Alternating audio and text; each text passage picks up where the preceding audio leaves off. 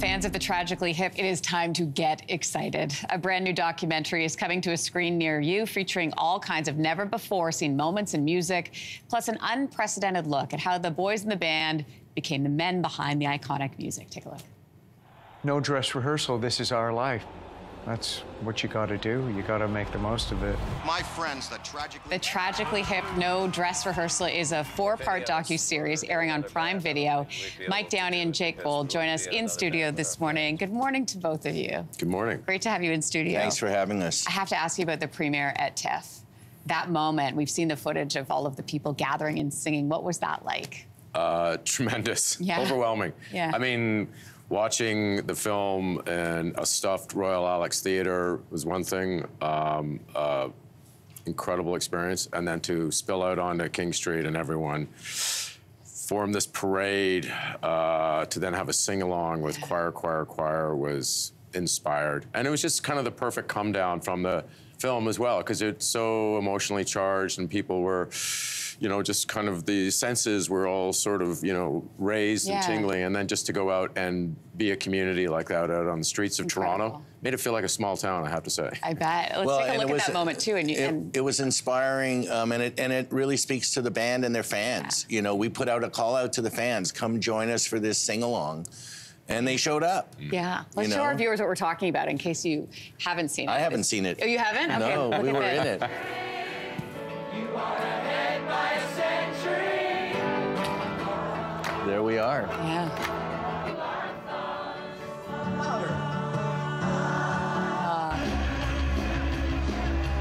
But that was the parade. Yeah, that was the parade. There's Robbie. It's great. It's nice Johnny. to see. Yeah. Yeah, and all these people. I mean, the Tragically Hip, as I mentioned off camera, the soundtrack to so many of our lives. It's really, and I thought I knew a lot about the band, and it turns out I didn't. There you go. Yeah, which is, I guess, the point. You're taking us back with this amazing archival footage. It really is incredible to look at some of the footage that you're showing it. What was it like to revisit your brother Gord in this way? Wow. It was like, it's hard to describe. It was humbling. You know, I have to say, when Gord first went up on the stage in high school, I just remember this feeling of immense pride that my little brother had that in him. And that was just the beginning. So, you know, those shows in Kingston, at the Manor, on the Toucan, I never failed. And then all the way to, you know, playing the Air Canada Centre, I'd never failed to elbow the stranger beside me and say, that's my little brother up there. So proud. Well, it's interesting because at the premiere, I was talking to Gord's kids, his 2 sons.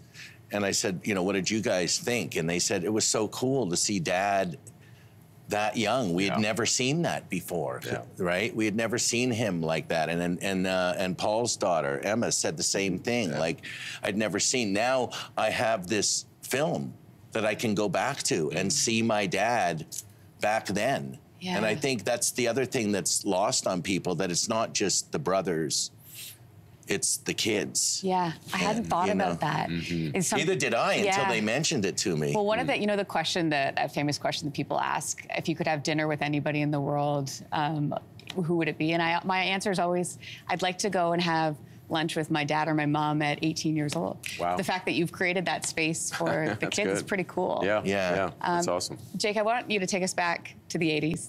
Okay. Take us back to that moment. You get the tape of the Hip. Right. And a cassette tape. It was a cassette tape. For those that don't know, look it up.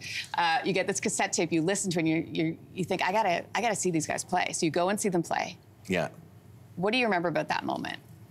I remember the feeling. I remember that the band hit. I had talked to the guys before, but had no idea what I was about to see. I went up to the dressing room, introduced myself, because my partner Alan and I had set up this gig. And they walked on stage. Gord says, I can only give you everything. Yeah. And Alan didn't realize they were about to play a song called I Can Only Give You Everything. And Alan looked at me and he went, good attitude. That's the way to go. Right? And then they broke into the them song, I Can Only Give You Everything. And within 30 seconds, I was back. And I was like, I looked at Alan and said, we got to sign these guys tonight. Yeah. Like, this is like You should have said lightning that in in a a documentary, Jay. I think I did. I think you did. I think I did. To quote yourself. Yeah, I'm just, you know, giving everybody a little tease, but yeah. But that really sums up the band, too. They really did give everything. And when you went to a concert, I think I saw them every time, wherever I was and they were, I was there. I spent a lot of time in Kingston. I spent 4 years there as well. It was nice to see in the docuseries, like little venues pop up that I recognized. Yeah, absolutely. And you went back to the high school. Back to KCVI. Yeah. Yeah, it was, it's now owned by Queens, but we got in there just as it was leaving the Kingston School Board and before Queens took it over, and had the run of the place for 4 days and did the first series of interviews with the band before we really even had a deal with Prime Video or anything. But we needed to get in there. And I think it really helped open up the guys, like just being back in those hallways. At first I kind of felt like, oh, it's too bad there's no, because it had kind of been emptied out, except there were still the desks, obviously the lockers and things like that. So in many ways, it was kind of perfect as a transport back to the 80s, because there were no current references, because the school had moved on to a new site. And so I think just for the guys walking around those halls, in between interviews, I think like all those ghosts, you know, started to, you know, show up.